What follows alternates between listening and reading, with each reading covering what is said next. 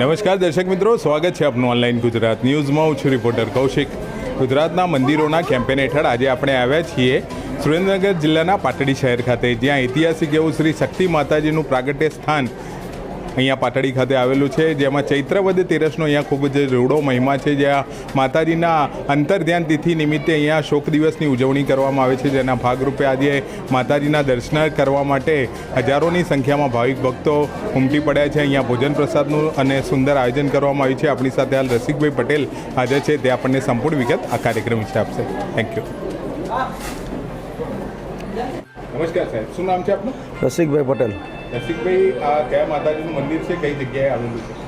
પાટડીમાં શક્તિમાં મંદિર પ્રાગટ્ય સ્થાન છે. ખૂબ પુરાણું મંદિર છે.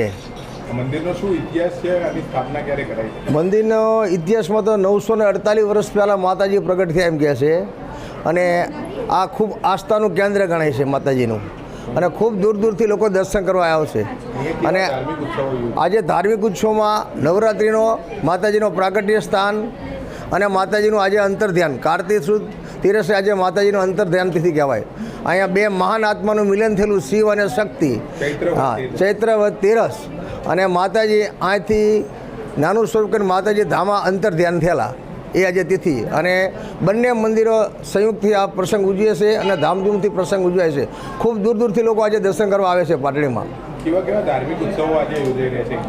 આજે ભોજન સમારંભ હોય છે, મહાઆરતી હોય છે, તેમજ પ્રસાદ હોય છે, અને દર્શનાર્થીને બધાની અલગ અલગ વસ્તુ, એને કંકુ આપવામાં આવ્યું, અને રૂપિયો, પછી નાળાસળી આપવામાં આવી, રૂપિયો અને કંકુ અને ચોખા આપવામાં આવ્યા, અને સાડીઓ વિતરણ કરી આજે અમે.